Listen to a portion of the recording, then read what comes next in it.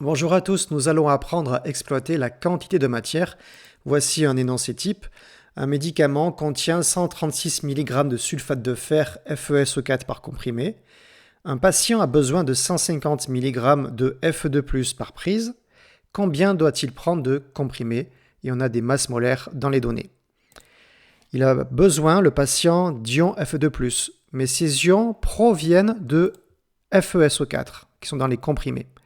Donc je vais écrire tout d'abord une première égalité très importante. C'est la quantité de matière de Fe2+ est égale à la quantité de matière de FeSO4 dans le comprimé. Pourquoi? Parce que dans une molécule de FeSO4, j'ai un élément Fe de plus. Voilà, ça c'est une première égalité que je dois garder pour la suite. Alors j'y vais, je dois savoir la masse de Fe2+ dans un comprimé.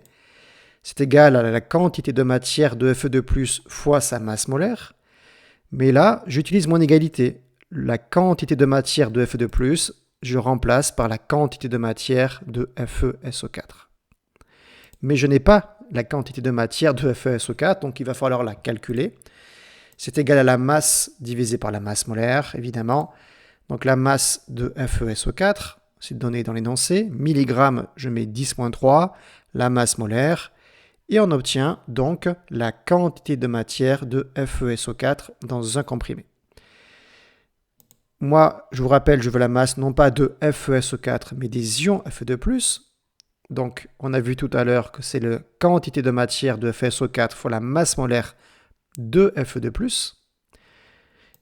Voilà, je fais l'application numérique avec ce que j'ai trouvé précédemment. Et je trouve donc que dans un comprimé, il y a 5,00 fois 10-2 grammes de Fe2+.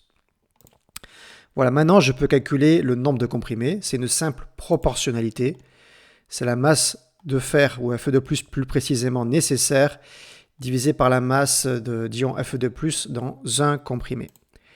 Voilà, je mets les données et je trouve donc 3. Donc le patient a besoin de prendre 3 comprimés pour répondre aux besoins. Voilà, bravo à vous.